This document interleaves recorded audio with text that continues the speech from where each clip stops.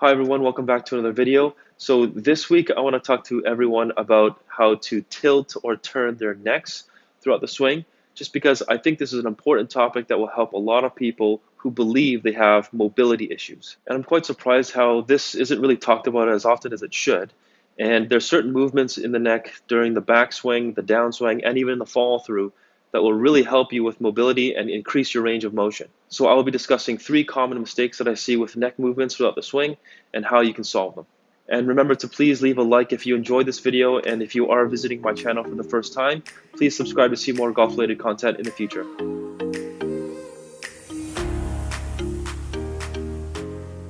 Okay, so the first mistake that I see happens in the backswing. Now, when a player takes it back, they'll usually say that they can't really turn much in the backswing when they take the club back like this. But when I look at their head, what I see is that their head points more into their lead shoulder.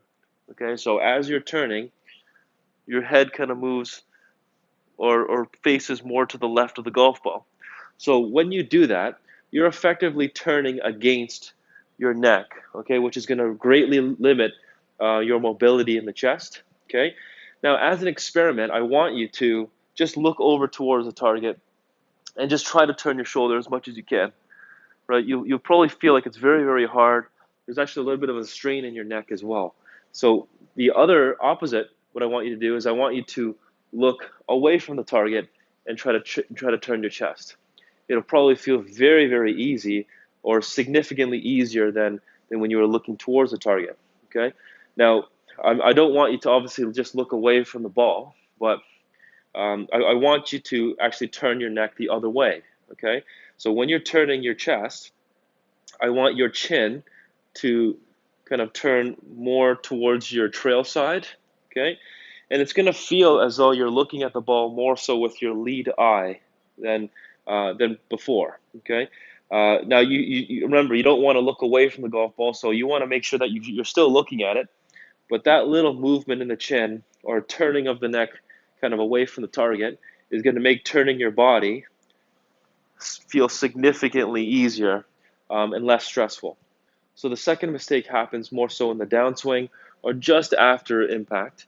But when a player comes down from the top of the swing, what I see is that in an attempt to keep their head down and their eyes kind of on the back of the ball, they essentially get their heads to turn more so into the trail shoulder again. So that's going to also stall the turns in the chest and make it harder for your body to continue to turn. So it'll kind of look more like this.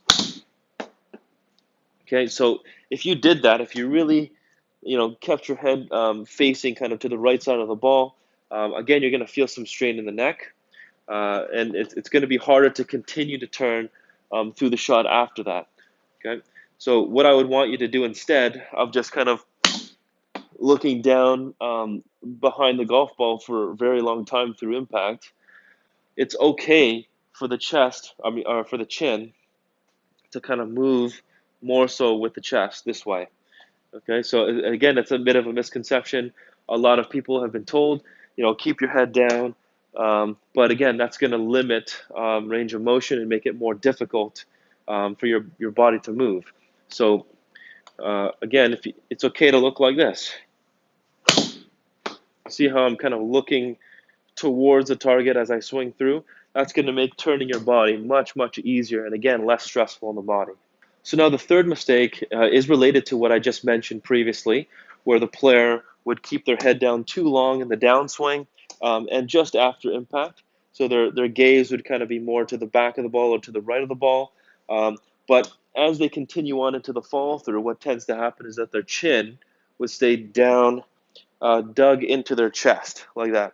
Now that has, again, effect on rotation, but also on extension. So extension is when a player is able to kind of get their hips going forward and their chest bent backwards like this. Okay. Now, when a player has their chin dug into the chest, you can see that my upper body almost curls forward.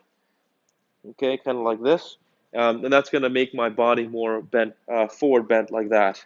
Right. So it's going to affect my ability to get my hands up high. It's also going to affect my ability to get my shoulders to continue to move, and that's going to also allow me to break my arms really, really early like this. So if I were to allow my chin to kind of come up away from my chest, that's going to make it easier for my body to extend backwards. And again, that's going to give my arms a lot more range of motion as opposed to everything being curled forward and close in like this. Now, it's going to be a bit contradictory because you probably for a very long time you might have heard, right, to keep your head down for as long as you can. That way you don't lift up away from the ground.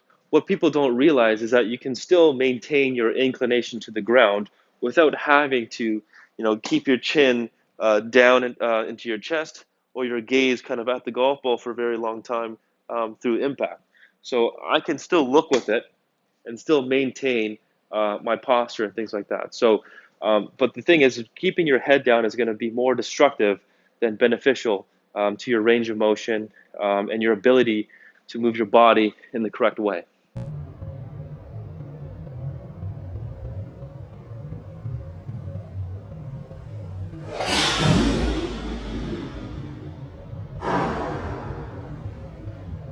Thank you so much for watching. I hope you guys learned something new.